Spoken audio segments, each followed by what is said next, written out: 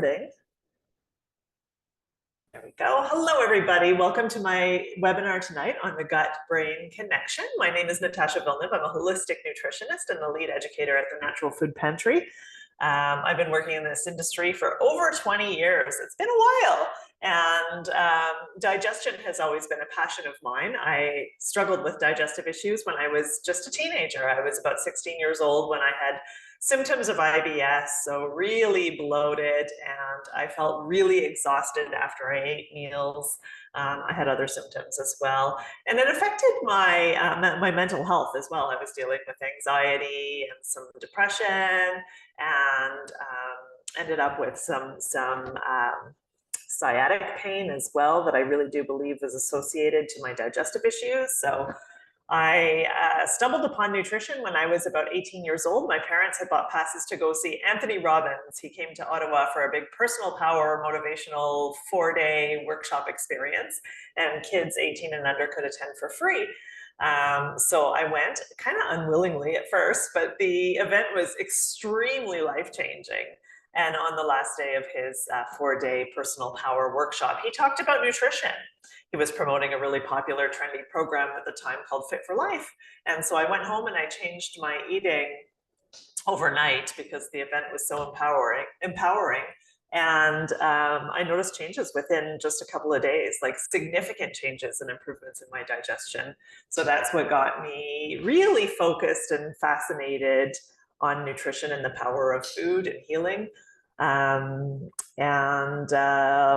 story short, I was working in the industry of architecture. I studied architectural technology, worked in the field of project management for several years, but my heart and my head were in the books, in the nutrition and health books the whole time. So eventually I decided to pursue holistic nutrition as a career, and I sure am glad I did. I'm just going to share my screen now. So I have a presentation to pull up. I do ask that you keep your microphones on mute through the presentation, unless there's some issues with the reception or anything. And then if you have any questions, just type them in the chat, and you can, I'll address questions at the end of the presentation. If you have to pop off early, you can always catch the recording. So just type your question in the chat. I'll still address it even if you're not here. So let me share the screen. This presentation will probably go just over an hour. I've got quite a bit of content here.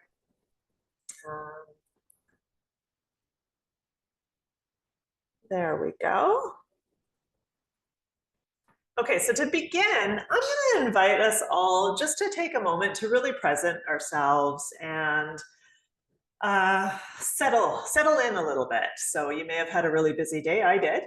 I invite you, if you're comfortable, to do so, to close your eyes or just gaze down at the table or the floor and take a few nice deep breaths.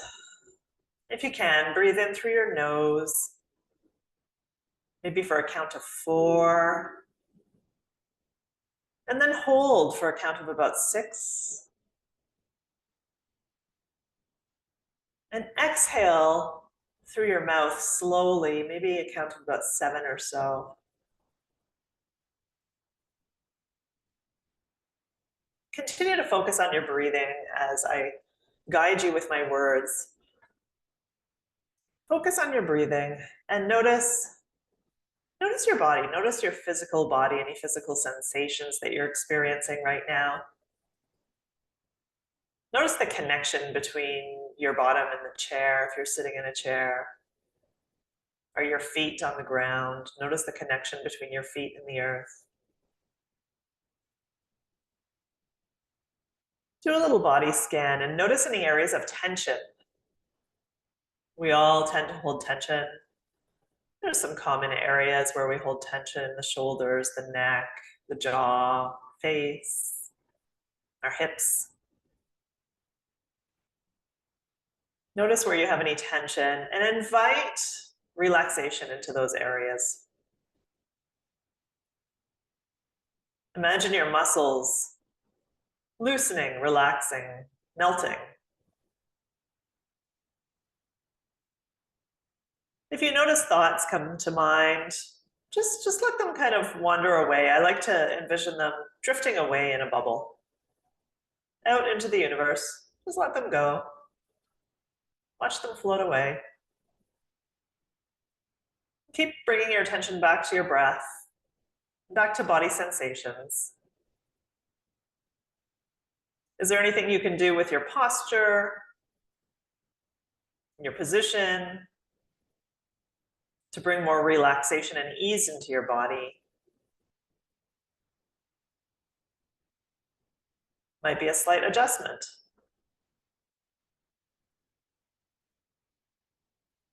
Take another nice deep breath in. Hold. And then slowly release and exhale. Grounding your nervous system. And then open your eyes and bring yourself back to the present moment. Okay, so today we're going to be talking about the gut-brain connection. Just a moment. We're going to go over just some basic science around the gut-brain connection, then possible underlying causes of gut-brain disorders, foods that support your digestion and nourish your brain, and key lifestyle practices and supplements for gut-brain health. So some similarities between the gut and the brain. First of all, they're visually quite similar. If you think about our intestinal tract, our intestines are coiled up, very much looks like brain tissue, right? So there's that visual similarity. Our brain is made up of about 3 pounds of wrinkled fatty mass. It contains about 85 billion neurons. So neurons are our nerve cells, and produces, as far as we know, about 100 different neurotransmitters. Neurotransmitters are chemical messengers that transmit information from one nerve cell to the next. So some neurotransmitters that you may have heard of are serotonin, dopamine, GABA.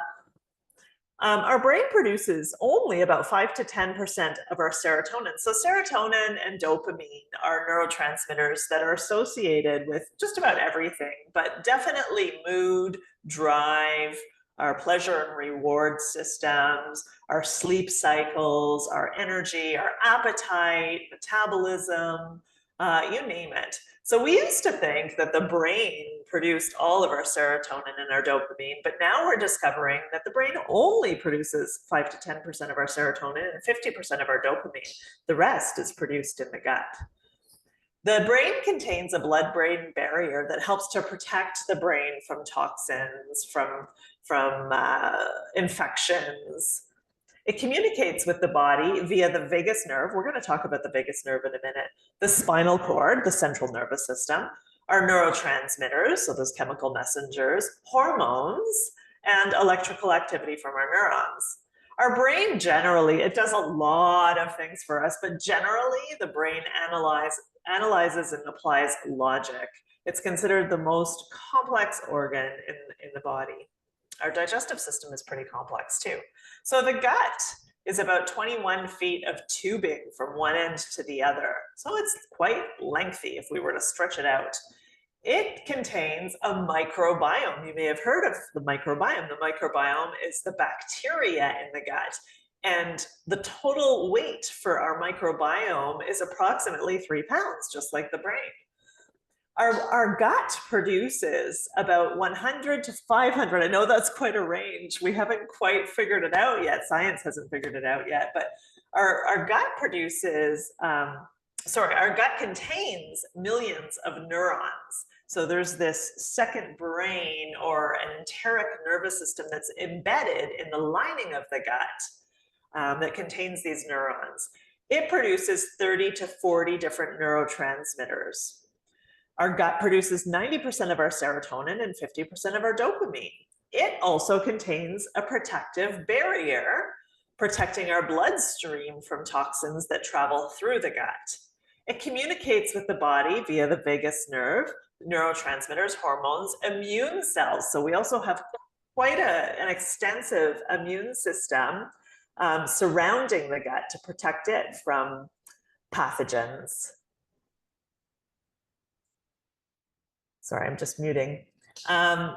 The gut can work independently as well. It doesn't necessarily always rely on the brain, and it provides digestion, obviously, but intellectually or mentally, it provides our gut instincts.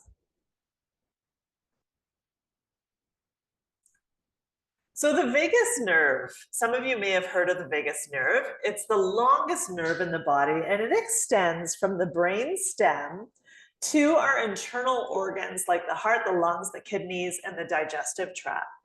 Vagus translates to wanderer, reflecting how wide a reach it has throughout our body, particularly our core.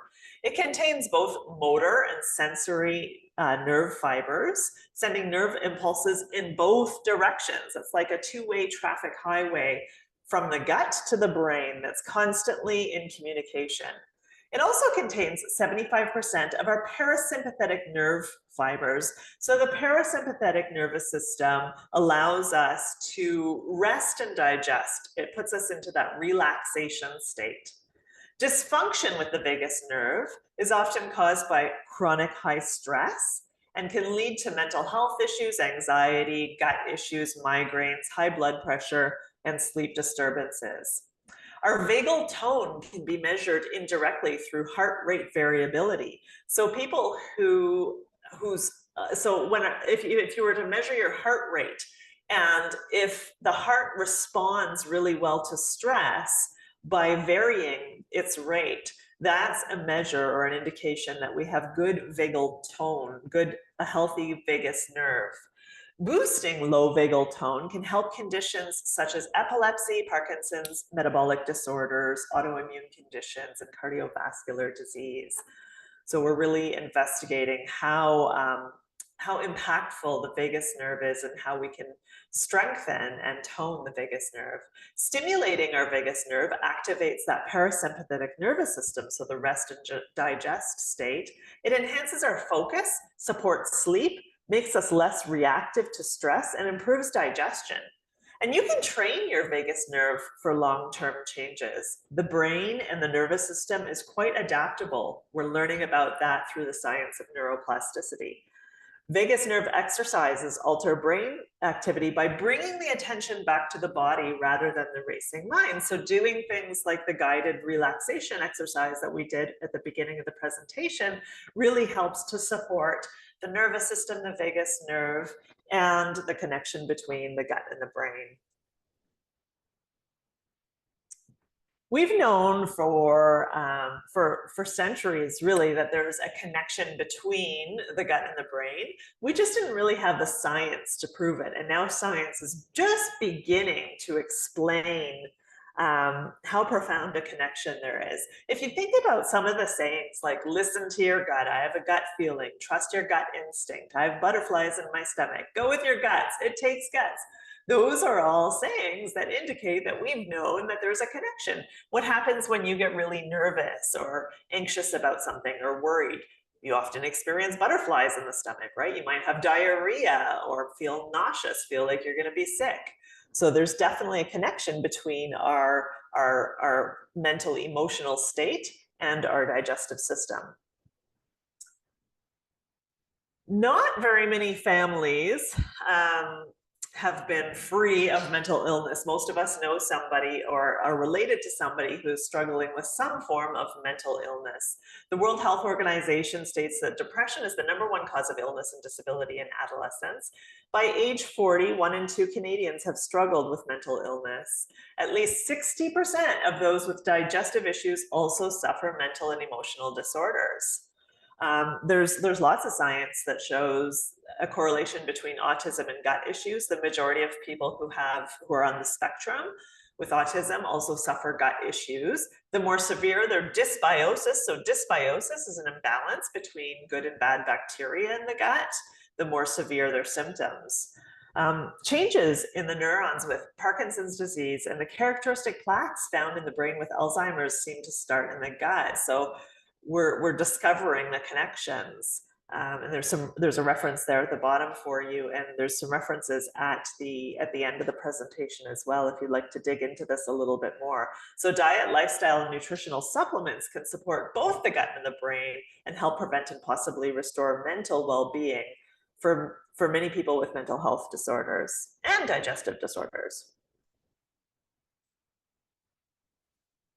Our microbiome is really the center of our health universe. So the microbiome is we have microbiomes all over our body. We have microbiomes on our skin. We have a microbiome in our brain, in the mucous membranes.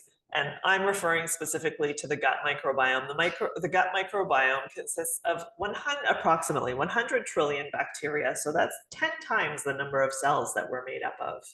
A healthy microbiome is very much like a tropical garden or a rainforest. It has a whole array of different strains and species of bacteria. Ideally, 85% of the bacteria in the gut would be healthy or health promoting, and 15% not so healthy. This diversity, the variety, is really, really important for not only digestion, but also our metabolism, blood sugar, brain function, immunity, hormone health, inflammation, you name it, nutrient absorption. I'm just going to mute everyone here. There we go. Currently in North America, our gut the average person's gut only consists of about 400 strains. So there should be a much broader diversity, but things like frequent antibiotic use, certain prescription medications, stress, processed foods, there's all kinds of factors that can impact your gut microbiome and can destroy some of the healthy bacteria, decreasing the diversity and the quantity of bacteria in the gut. Our microbiome really develops through early colonization, so through those early years in infancy and childhood. Things like method of birth, it can impact the microbiome. Sorry, can I just ask everybody to mute? I keep trying to mute everybody, but somebody's microphone is still on. Okay. So yes, the delivery method. So babies that are born vaginally generally contain a healthier microbiome than babies that are born through C-section. They're actually picking up mom's microbiome as they're birthed, as they move through the canal. Some birthing practitioners, are now doing a vaginal swab where they're actually exposing C-section babies to some of the bacteria. And that tends to help to support a healthier microbiome. Also, breastfed babies tend to have a healthier microbiome versus formula-fed babies.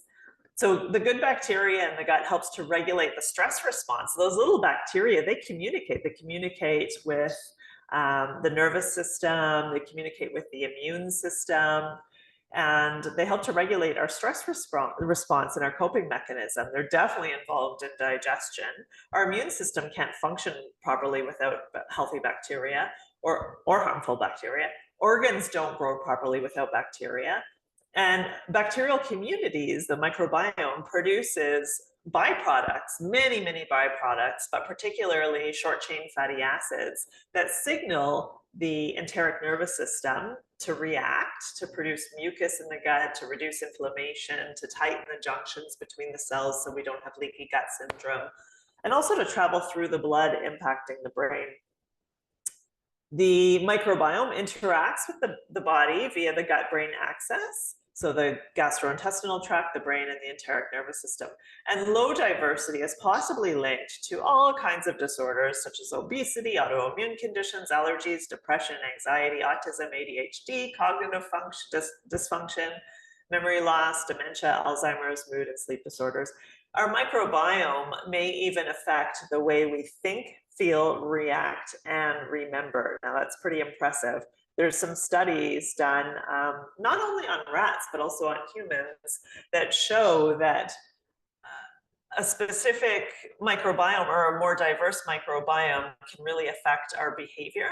So they did studies on toddlers through stool sampling, and found that the toddlers that were more extroverted, more happy, outgoing, social, generally had a healthier, more diverse microbiome. And the kids that were more shy and timid and insecure tend to have a less diverse microbiome. They also did some interesting studies on rats where they did fecal transplants and exchanged bacteria from rat to rat, and found that that affected the rat's behavior, personality, mood, and so on. So it's all connected. We've known that for a long time, and it's bidirectional. There are some experts out there that really focus on the brain and the brain health, which is excellent. And then there's other experts that focus on the gut, and will say that the gut is foundational to health. I've been saying that for 20 years. And now we know that it's bidirectional. They both affect one another. There's a feedback loop. So we can focus on supporting one, the brain or the gut, or we can focus on supporting both. And that would be the ultimate solution to a lot of health disorders. Possible effects or possible causes of gut-brain imbalances. We talked about C-section birth, antibiotic overuse. Of course, there's a time and a place for antibiotics and all medications, but using them frequently, not taking them properly, not taking them to the full duration, not taking probiotics after using an antibiotic to restore the good bacteria. All of those things can lead to an imbalance in the gut.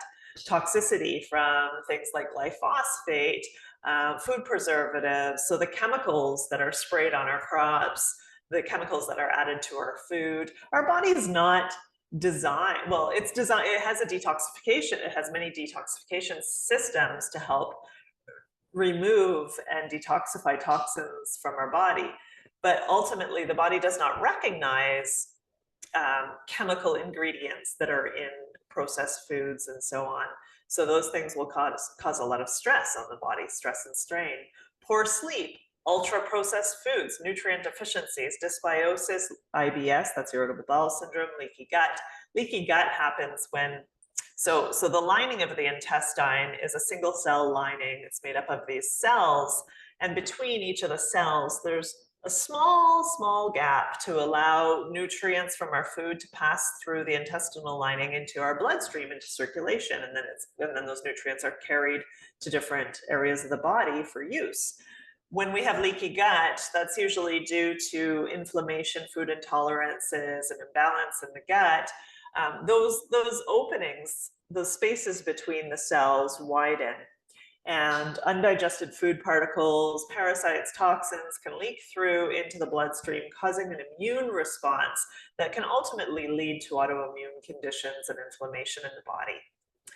Food intolerances can trigger gut-brain imbalances, inflammation, and definitely stress, especially chronic stress. So our body has brilliant mechanisms to help us cope with stress. Stress is not always a bad thing. Stress sometimes drives us to move forward and to make decisions and to act and react, right? So when we're faced with acute stress, if you were out on a hike in BC and you were faced with a grizzly bear, your stress response would kick in pretty quickly. Your pituitary in your gland would secrete hormones that stimulate the adrenal glands to secrete more hormones, adrenaline and cortisol, or epinephrine and cortisol.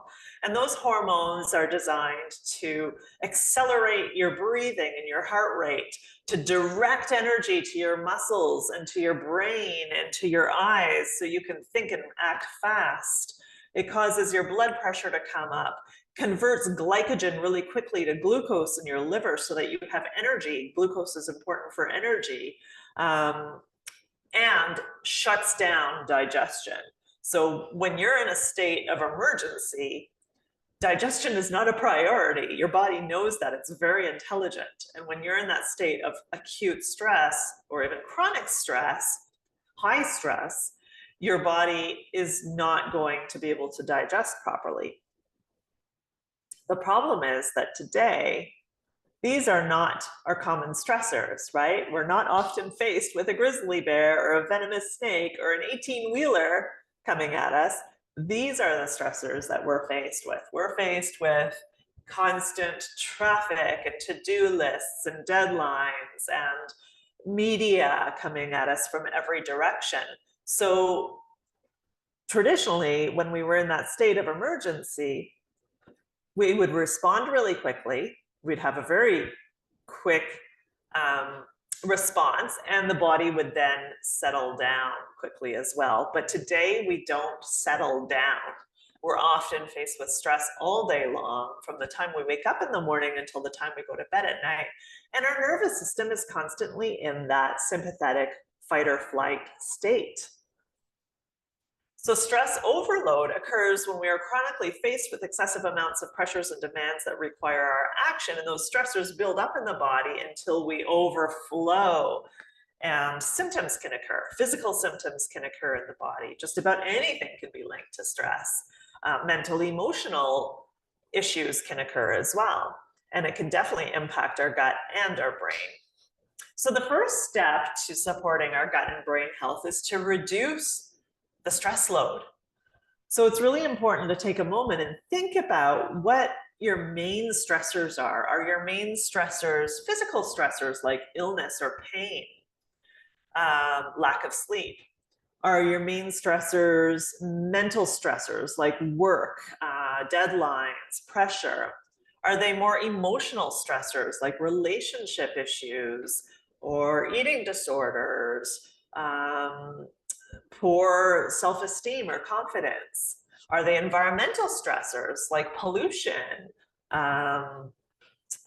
toxins in the environment, things that you're applying to your body, products?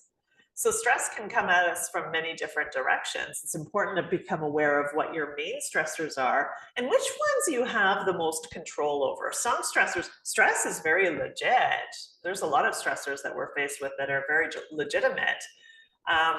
But which ones do we have the most control over? Which ones can we maybe shift a little bit? Can we, how can we change our perspective maybe around some of these stressors as well? And how can we reduce the stressors? So stress can come in the form of highly processed foods, high sugar, mental, emotional stress, lifestyle, environmental stress, overeating or mindless eating. How many people tend to grab and go, especially with all the convenience foods we're faced with today?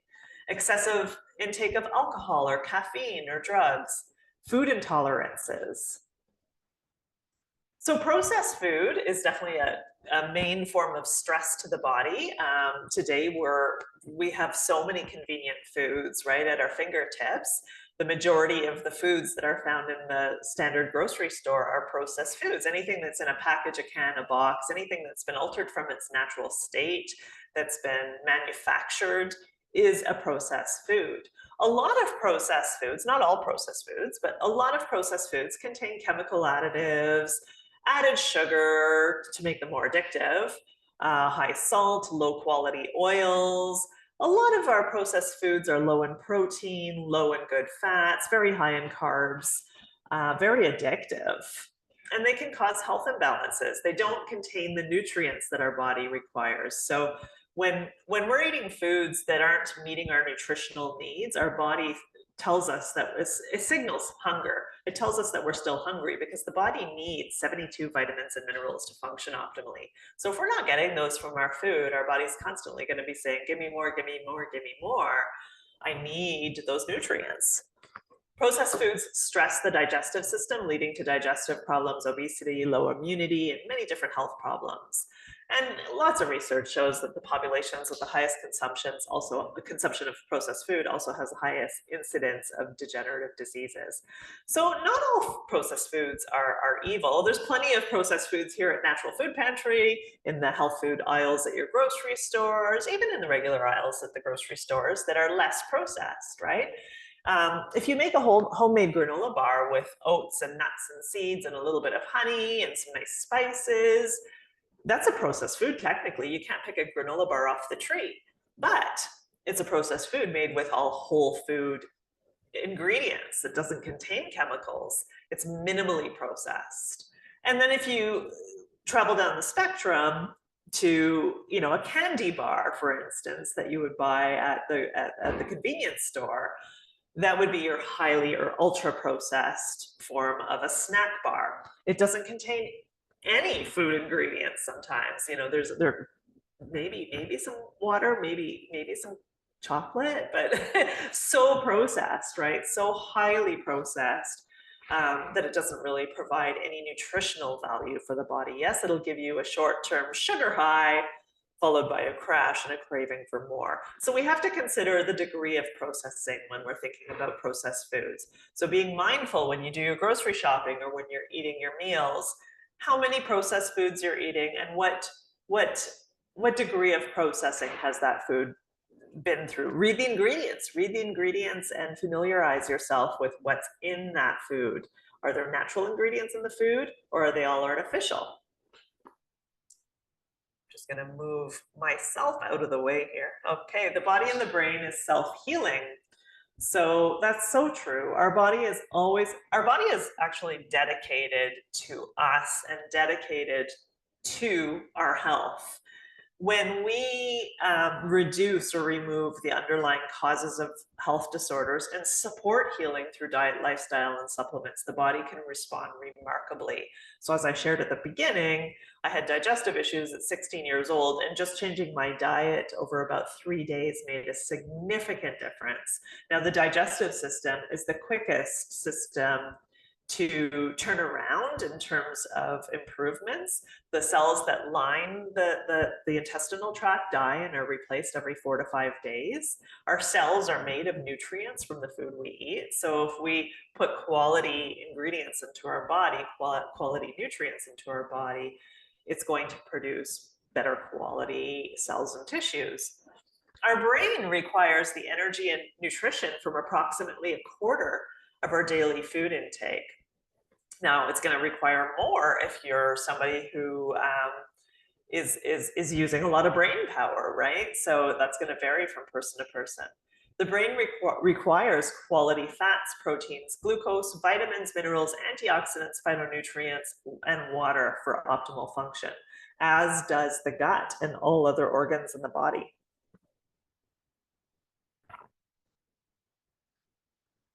So you may have heard the saying, you are what you eat.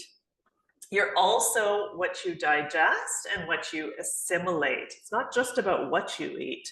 How is your digestive system functioning? If you eat healthy food and your digestion is not functioning optimally, you're not going to get all of those beautiful nutrients from the food that you eat. And some of those foods that are generally really healthy for us might cause you discomfort and issues in your gut if there is an imbalance in the gut. Now that can be turned around. Food is primarily our fuel. The nutrients from our food provide fuel and energy for the body.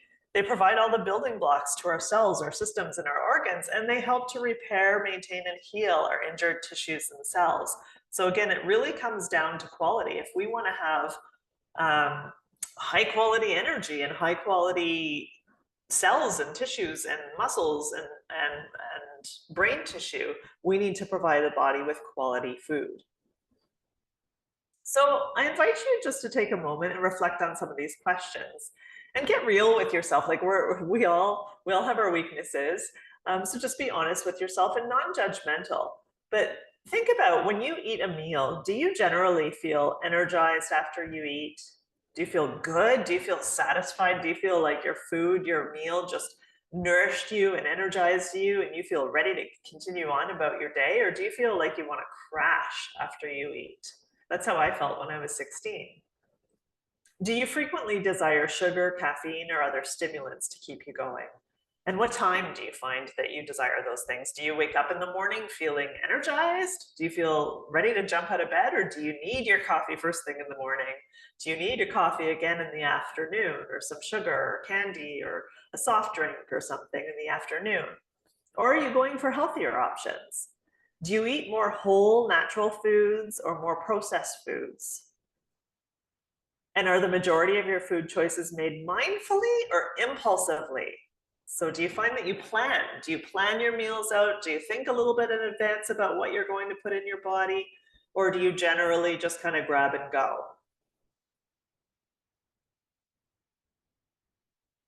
Healing the body and the brain requires like I said, a wide spectrum of nutrients. And those nutrients are going to come primarily from whole plant-based foods and from fibers, particularly prebiotic fibers, which we'll get into in a moment.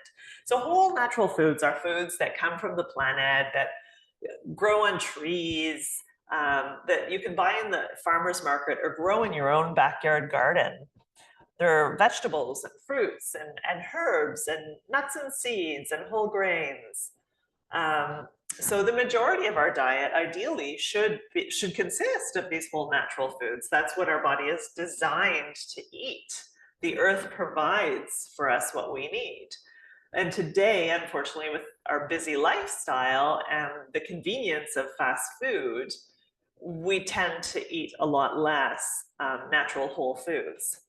Fermenting, soaking, and sprouting is really helpful for digestion, particularly if you have digestive issues or if you have a hard time digesting things like nuts, seeds, grains, certain grains. So soaking those foods in the fridge overnight, foods like almonds or walnuts or whole grains or legumes especially. A lot of people get really gassy from legumes, so beans, peas, lentils. Soaking them helps to break down the outer, the fibrous, tough outer layer of that food that tends to cause a lot of that discomfort. So you can easily soak it in the fridge overnight in water. If you soak it for more than one day, then you want to change the water and give it a rinse. That's how you would sprout a food. You would sprout a food by soaking it daily, changing the water daily until a sprout develops out of the food. Sprouting is fantastic for digestion. Sprouted foods contain a wide spectrum of nutrients and enzymes that are really good for digestion and all our metabolic processes. They're considered a superfood. They're a whole protein food. So easy foods to sprout would be things like sunflower seeds, chickpeas, mung beans are really good for sprouting. You can buy those in the bulk section at Natural Food Pantry. And you just soak them in water, change the water every day until you grow a sprout. And then fermented foods are quite trendy right now. So you can get kombucha, kombucha or kimchi or sauerkraut or apple cider vinegar, miso. What am I missing? There's a whole bunch of fermented foods these days that you can purchase already fermented, or you can look up some videos on how to ferment your own foods. Just about any vegetable can be fermented, and just about every culture has a fermented food. So eating a small amount of fermented foods, like let's say maybe 2 tablespoons of sauerkraut or kimchi or fermented beets with your meal once a day is really good for restoring your gut bacteria. Fermented foods contain good bacteria, so it really helps to support the microbiome. It's a great alternative or addition to taking like a probiotic supplement. And then prebiotic foods, we'll get into that in a moment. I have a whole slide on that, but prebiotic foods are basically foods that contain a specific type of fiber that is fermented and broken down by the bacteria in the gut. So prebiotic foods provide food basically for our own healthy bacteria in the gut. We can take probiotic supplements, but if we're not consuming prebiotics, we're not supporting the regeneration of those probiotics. Bone broth is a food that's been used for centuries for healing the gut. It contains a high level of glutamine and collagen, all of those nutrients that are important for the integrity of the lining of the gut. They help to heal leaky gut, which we talked about earlier on. Bone broth really helps to heal inflammation in the gut. It's quite soothing. It's great if you have like a gastro bug or something, just to sip on a cup of bone broth. You can make your own bone broth by purchasing beef or chicken bones from your local butcher and boiling them for a long period of time. I like to do it in the slow cooker in the garage because it has a very interesting smell. And then you can drink it fresh, straight, or you can use it as a soup base. You can cook your vegetables or your rice in it. You can freeze bone broth broth to save portions for later. But you can also get frozen bone broth in the health food store now. You can get bone broth powder that you can stir into hot water and drink or use as a soup base. You can get bone broth liquid. There's lots of ways to purchase it already made. Good fats, super important for the intestines and the brain. The brain is primarily made of fat, so we want to nourish it with healthy fats. And good fats are foods like salmon, mackerel, halibut, so your cold water fish, ground flaxseed, chia seed, leafy green vegetables contain good fats. Water, hydration is so critical. It's the transport medium, helps to bring nutrients, carry nutrients to and from the cells, helps to flush toxins and wastes out of the body. Exercise, really critical for both digestion and for brain health, especially brain health. So aerobic cardiovascular exercise, even just walking, going for a nice brisk walk a few times a week is really good for oxygenating the brain, for increasing endorphins, for improving circulation. There's lots of research that shows that both cardiovascular exercise and strength exercise helps to prevent memory loss, helps with focus, concentration, moods. And then the gut is also very muscular. So our gut, when we eat a meal, the food doesn't just naturally kind of zip through it. The lining of the gut squeezes to pump the food along. That process is called peristalsis. And we need the lining of our digestive tract to be strong and conditioned in order for it to do its job properly.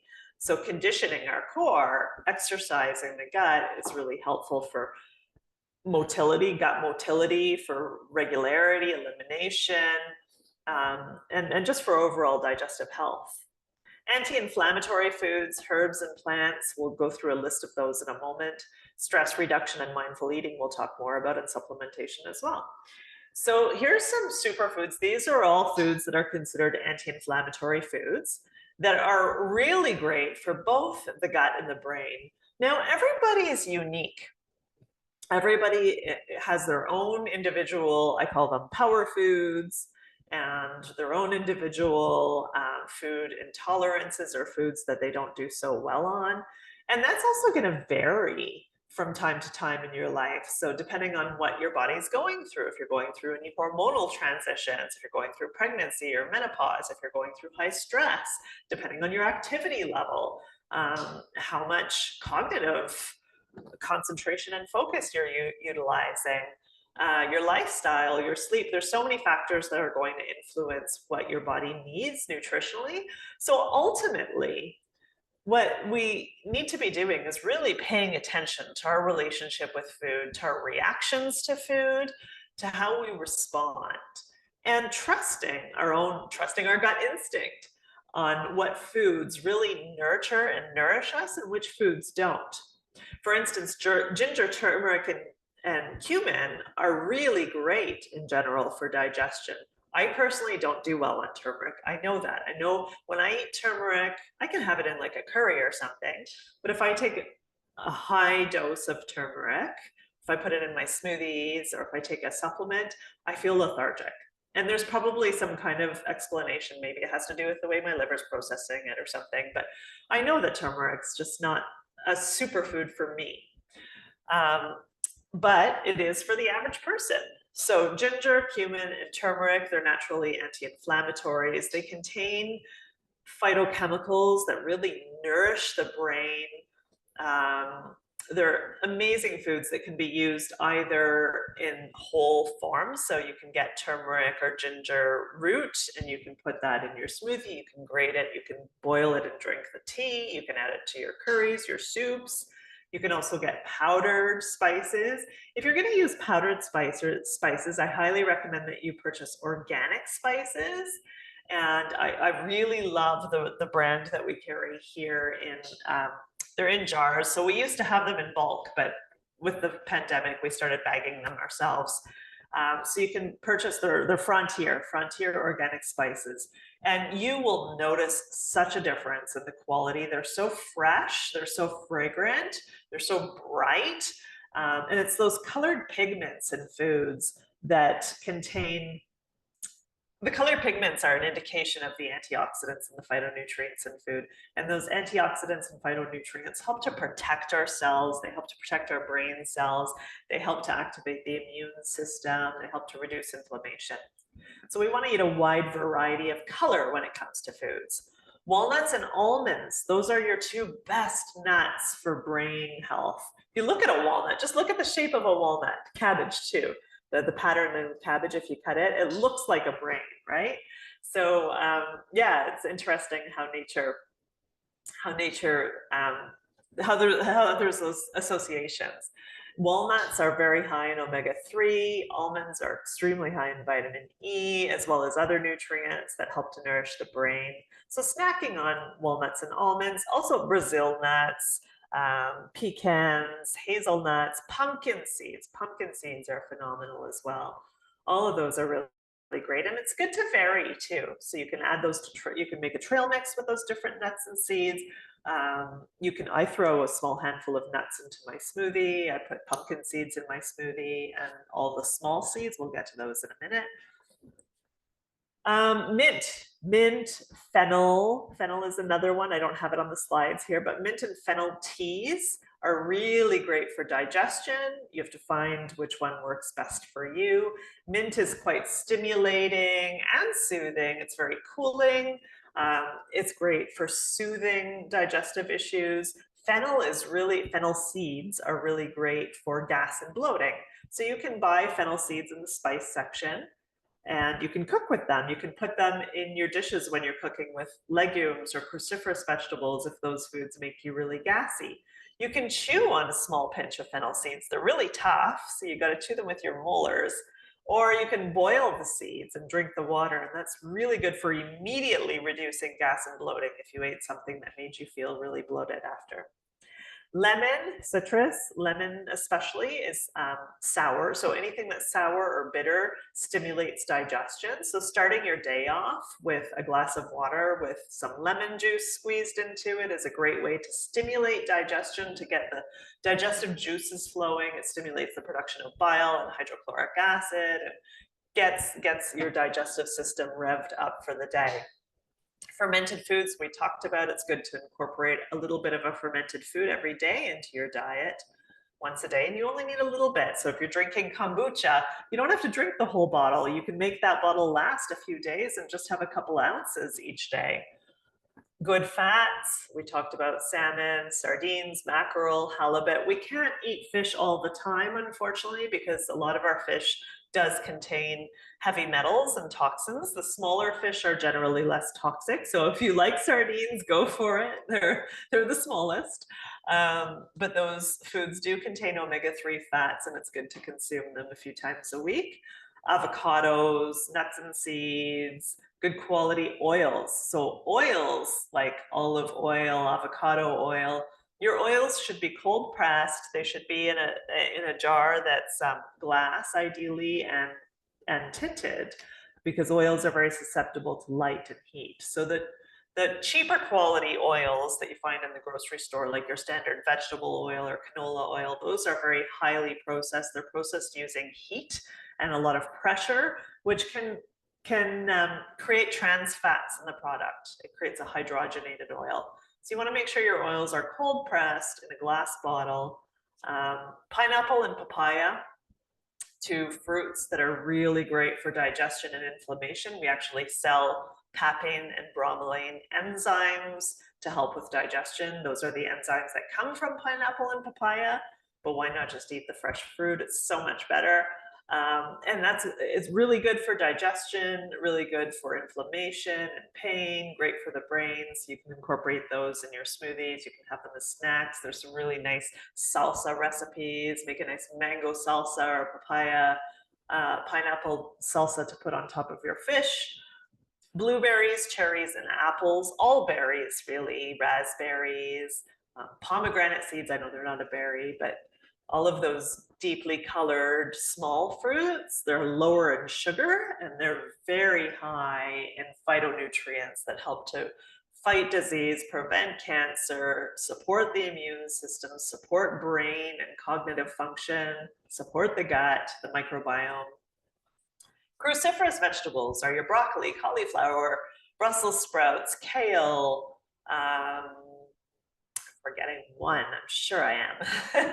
Those vegetables are also known to be anti-cancer foods. They support liver detoxification, really good for the gut microbiome and the brain. If you haven't been consuming those foods on a regular basis and you start to introduce them, you might find that they make you a bit gassy. So try cooking them with fennel seeds or try drinking the fennel seed tea. Eat small amounts and don't necessarily have it every day in the beginning. Have them every few days. Chew. I can't say enough about chewing. Chewing is the first mechanical step in digestion. It's really important that we chew our food thoroughly so that the rest of the digestive tract has an easier time processing that food. So chew until it's like baby food. That makes a big, big difference in the amount of gas that forms in your gut when you consume foods that are traditionally more gassy.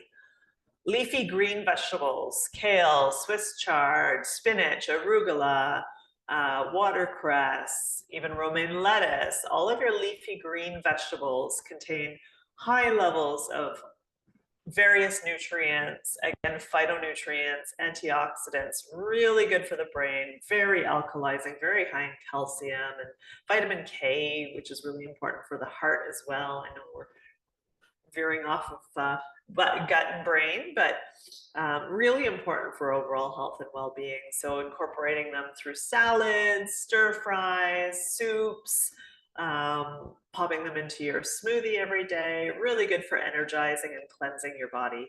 And then seeds. If you've been to my seminars before, my webinars, you know that I always recommend keeping a mixture of small seeds. I just put them in a nice mason jar on my counter.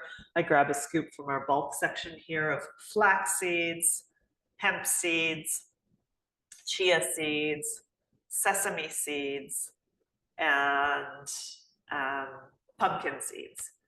And mix those up in a little mason jar, and then I throw those into my smoothie. So a couple of tablespoons every day.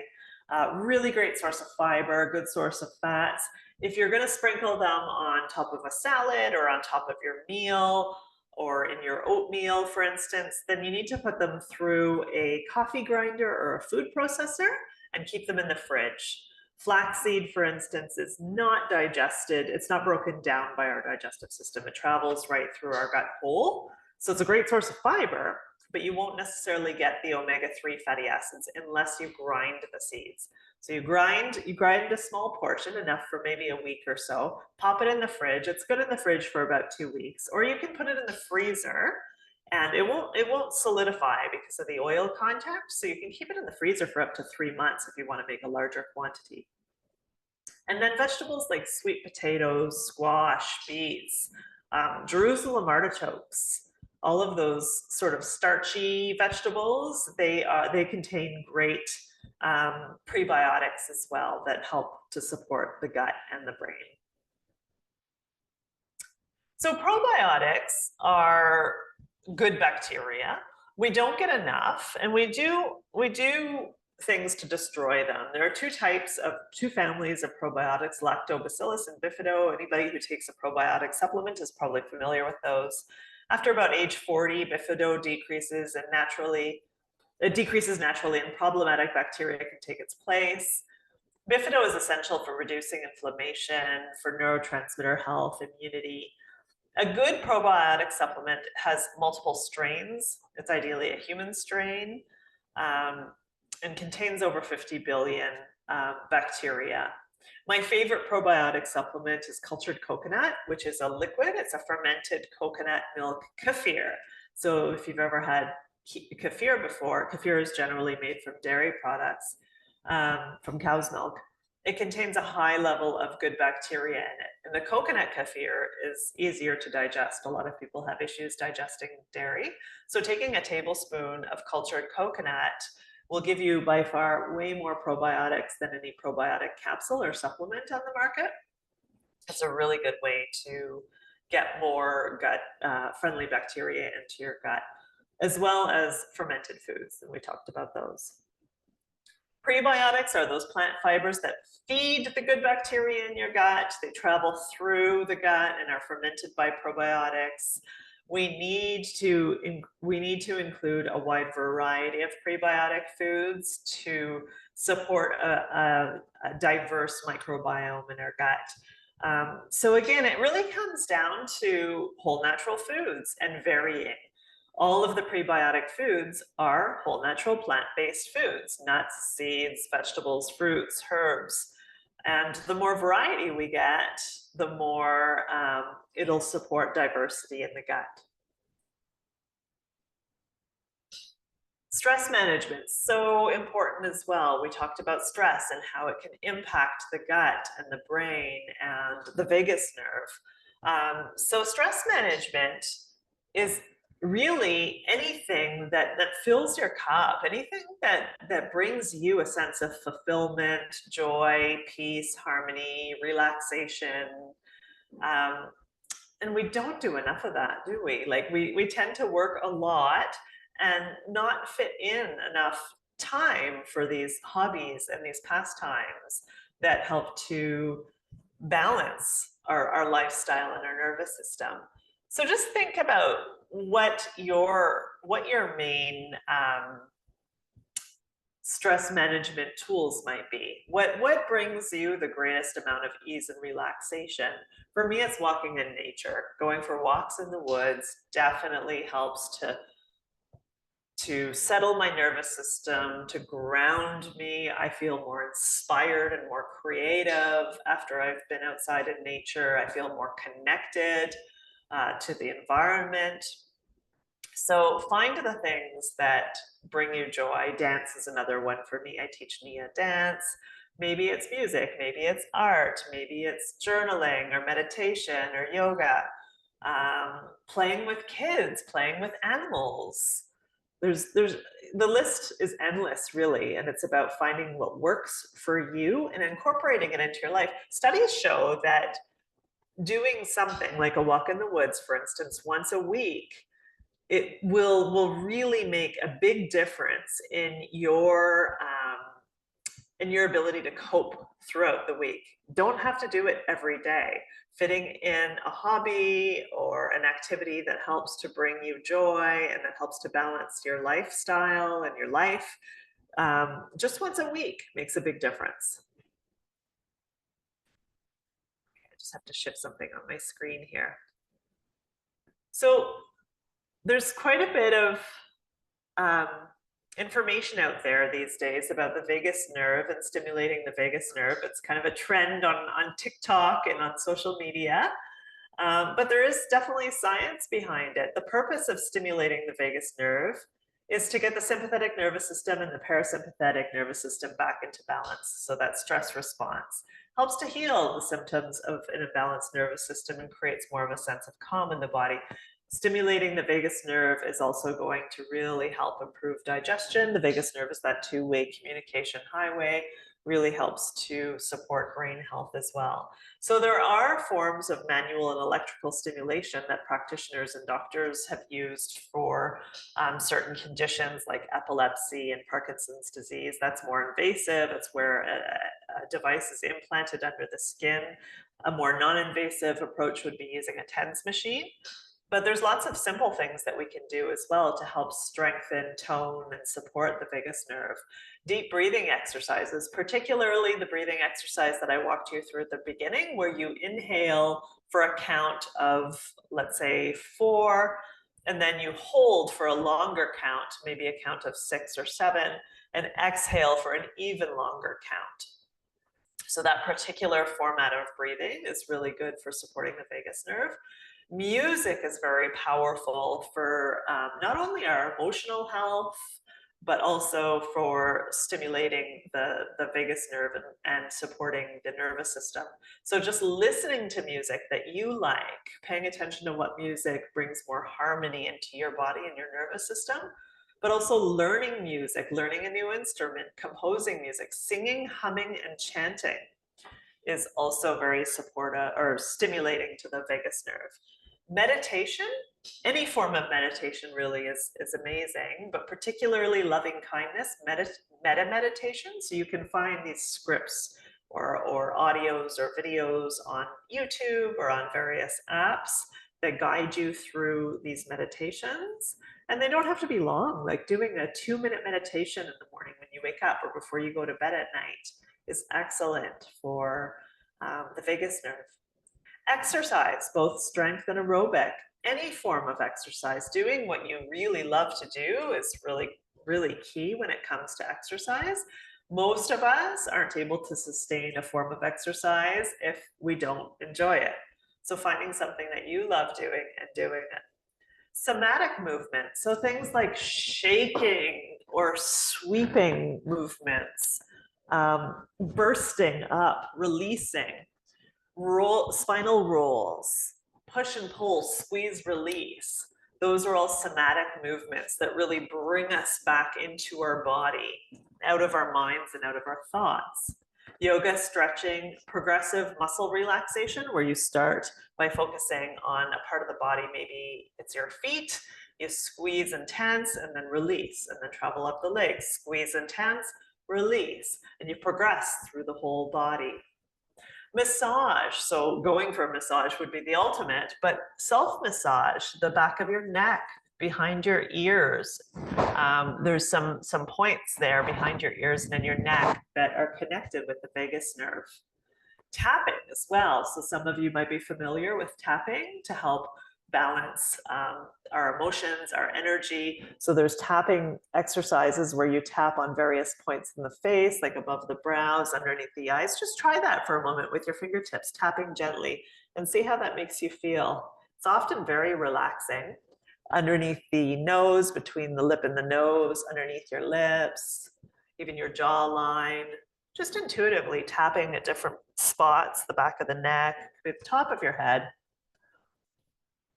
But tapping the thymus gland, so right here,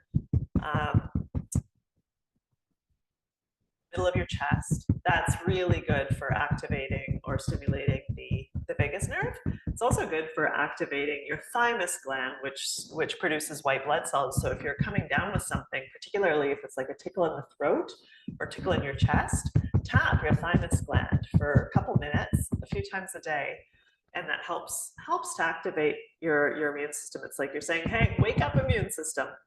Cold water plunges, brr. That's more practical at this time of year for sure, but that hydrotherapy, shifting from hot to cold at the end of your shower and ending your shower in cold, really great for the vagus nerve, also good for metabolism, for your immunity, for digestion, focus, concentration, and even sleep.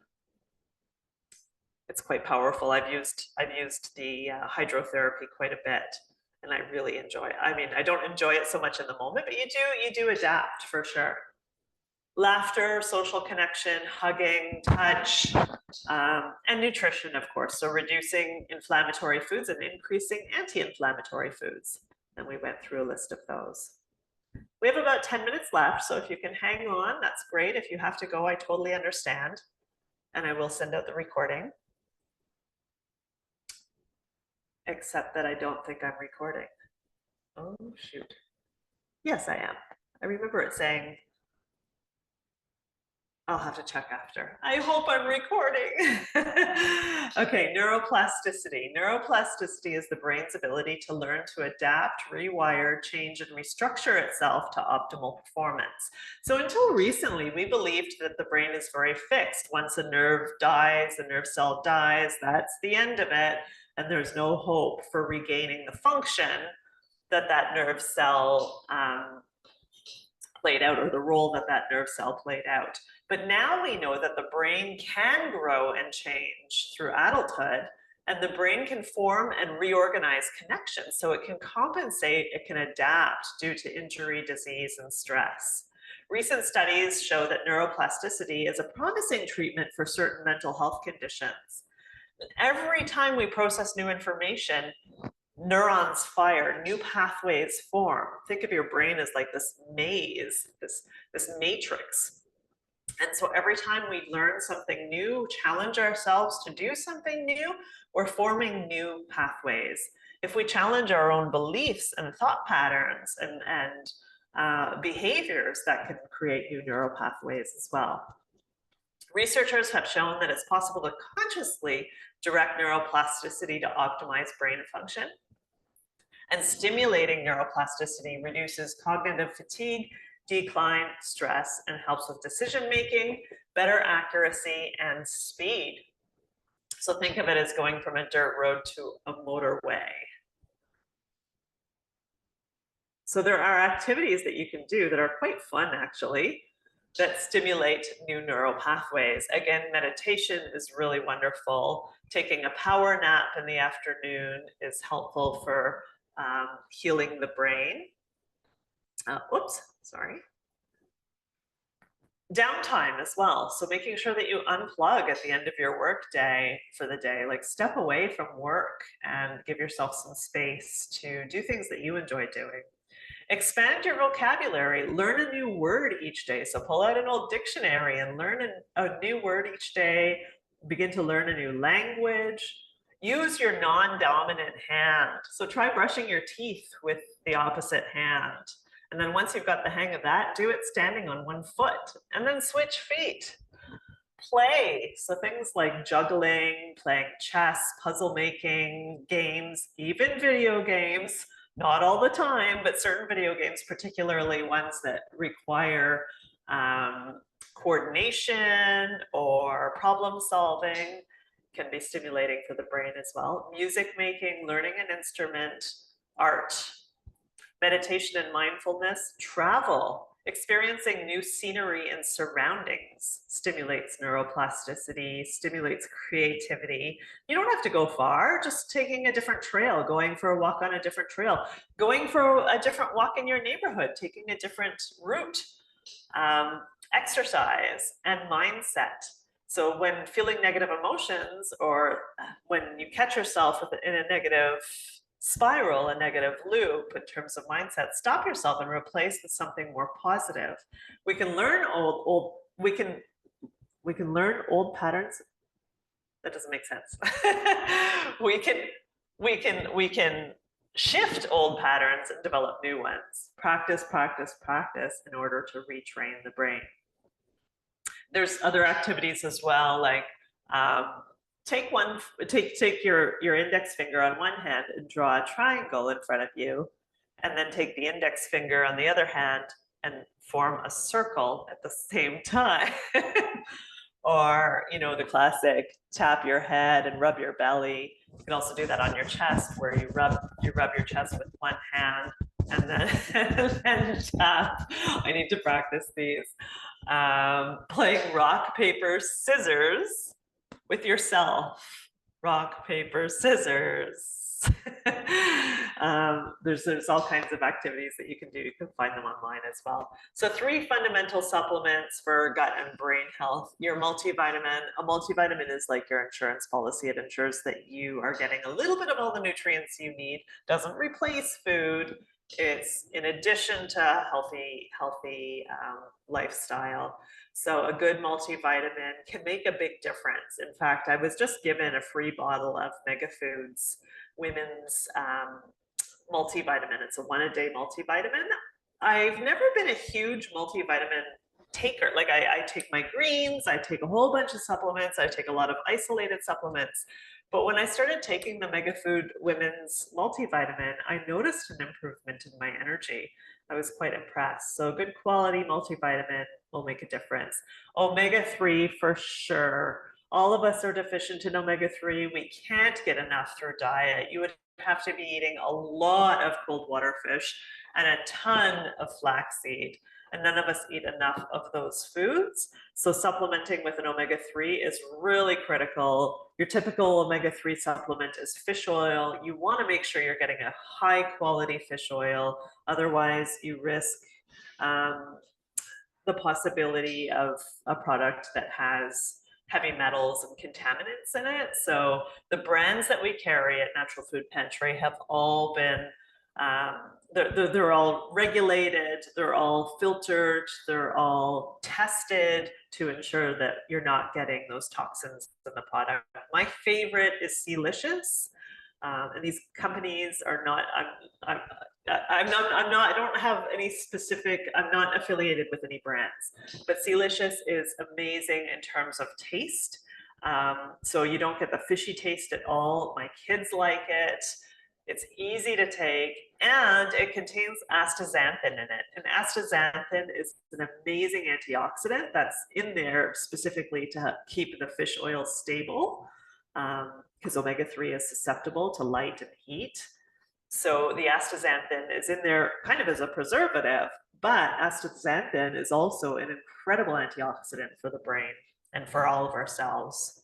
So I highly recommend a fish oil. There's some good brands, Celicious, Omega Alpha is another good one, Nutricy, and there's a new company in the store called United. It's United. They make a fish oil capsule that is phenomenal. It's a little pricey, but you only have to take one a day. Most capsules you have to take twice a day, and it's really good quality product. Green drinks once a day in the morning or the afternoon. I'm a huge fan of green drinks. In fact, I've got one right here. I'm trying a new brand that I'm really happy with called Ergogenics. So it's a new brand that we just started carrying. And I really like the ingredients in here. It's very basic, but it's very clean and very concentrated. So this green powder has spirulina, chlorella, moringa, kale, broccoli, cabbage, spinach, alfalfa, matcha green tea, wakimi, which is a seaweed, Irish moss,